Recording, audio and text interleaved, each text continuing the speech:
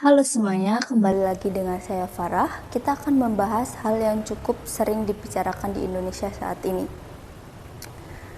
Bisa dilihat di layar, kira-kira apa sih yang kalian bisa bayangkan setelah melihat gambar ini pertama kali? Apa yang bisa kalian pikirkan tentang gambar ini? Oke, tentu saja rumah. Nah, kira-kira apa sih sebuah rumah bagi kalian?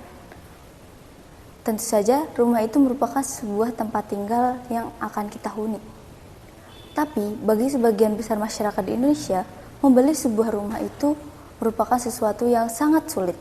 Bahkan, beberapa orang hanya bisa berangan-angan untuk membeli sebuah rumah. Pada tahun 2024, lembaga penelitian Facebookers merilis hal yang cukup kurang enak didengar. Indonesia menjadi negara keempat dengan harga rumah yang paling tidak terjangkau di dunia. Hal ini cukup mencengang, apalagi Indonesia sendiri dibicarakan sebagai negara yang sedang berkembang pesat saat-saat ini. Hal tersebut sangat berbanding terbalik dengan fakta tersebut. Harga rata-rata rumah di Indonesia sebesar 18,3 juta 1 meter persegi. Sedangkan pendapatan di Indonesia sebesar 37,8 juta per tahunnya. Dari angka tersebut, masyarakat di Indonesia harus mengeluarkan setengah dari pendapatan mereka untuk membeli hanya 1 meter persegi rumah. Hal tersebut sangat tidak masuk akal, apalagi dengan biaya hidup di Indonesia yang tidak semurah itu. Kira-kira apa sih penyebab hal tersebut? Yang pertama ada urbanisasi yang tidak terkontrol. Urbanisasi yang tidak terkontrol ini cenderung banyak sekali di Indonesia, apalagi tiap tahunnya Indonesia itu termasuk ke dalam negara yang urbanisasinya cepat. Banyak masyarakat dari daerah pindah ke kota untuk mencari pekerjaan maupun kehidupan yang lebih baik. Sehingga semakin banyak masyarakat, semakin banyak demand-nya, tapi semakin sedikit pula kapasitasnya karena lahan di kota tidak bisa diperluas seenaknya. Sehingga dari hal tersebut akibat yang timbul yaitu lonjakan harga rumah di Indonesia. Permasalahan yang kedua yaitu rumah di Indonesia itu dinilai sebagai komoditas investasi. Banyak masyarakat di Indonesia yang memiliki penghasilan lebih atau memiliki pendapatan yang lebih, mereka memilih untuk membeli rumah kedua, ketiga maupun lebih hanya untuk investasi dan juga untuk disewakan. Padahal banyak masyarakat di Indonesia yang lebih membutuhkan rumah untuk kepentingan yang benar-benar urgent, seperti untuk tempat tinggal, benar-benar untuk tempat tinggal mereka dan juga lain-lain. Kemudian penyebabnya yaitu backlog perumahan. Apa itu backlog perumahan? Backlog perumahan itu adalah gap antara ketersediaan rumah dengan kebutuhan rumah yang ada di Indonesia. Pada tahun 2020, backlog perumahan di Indonesia itu mencapai 12,75 juta per tahun, sedangkan pada tahun 2023 backlog itu mencapai 9,9 juta per tahun. Hal ini menunjukkan bahwa backlog rumah di Indonesia ini cenderung lebih baik. Tapi dengan adanya backlog ini, masyarakat di Indonesia hanya memiliki sedikit kesempatan untuk memiliki rumah, apalagi dengan harga yang tidak terjangkau.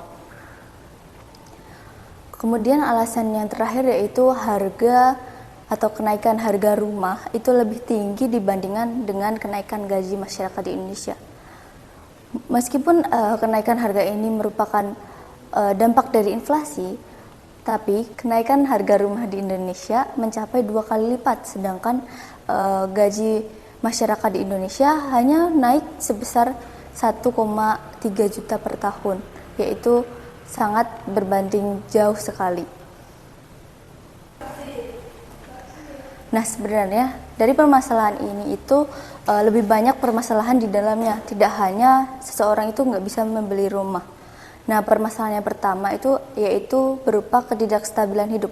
Orang yang menyewa rumah, tidak membeli rumah, mereka cenderung memiliki kehidupan yang kurang stabil, karena orang yang menyewa itu tuh dia tidak memiliki kewenangan untuk menaikkan atau menurunkan harga, sedangkan seseorang yang memiliki rumah itu tuh mereka bisa menaikkan maupun menurunkan harga. Bahkan seseorang yang menyewakan itu dia bisa mengusir orang tersebut.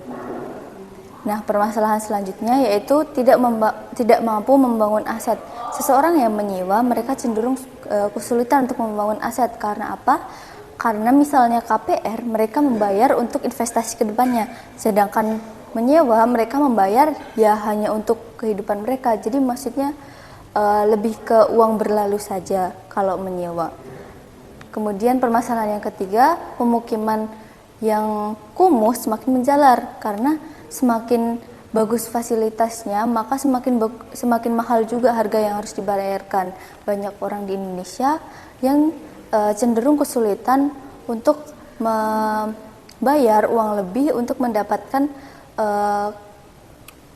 rumah dengan fasilitas yang memadai, sehingga lebih banyak masyarakat Indonesia memilih untuk tinggal di perumahan yang cenderung kurang layak ataupun bisa dibilang perumahan yang kumuh.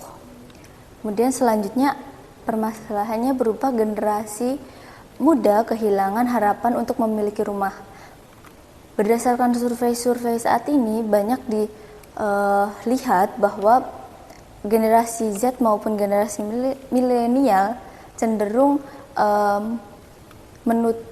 menutup diri untuk membeli rumah dan lebih berfokus kepada karir mereka untuk mendapatkan hal yang lain. Kemudian permasalahan ini apakah bisa dipecahkan? Otomatis bisa, karena setiap permasalahan itu pasti ada jalannya. Nah, dari permasalahan ini dapat dilihat dari dua perspektif, yaitu perspektif masyarakat dan juga perspektif dari pemerintah.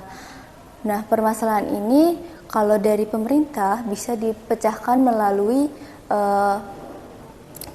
mempermudah izin pembangunan perumahan rakyat, sehingga semakin banyak perumahan rakyat, semakin banyak juga rakyat yang terpenuhi kebutuhan akan rumahnya.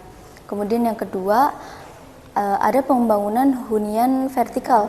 Nah, maksud dari pembangunan hunian vertikal ini, semakin sempit atau semakin kecil lahan yang dibutuhkan, semakin besar juga masyarakat dapat tinggal di daerah tersebut, jadi lebih efektif dan juga lebih efisien juga.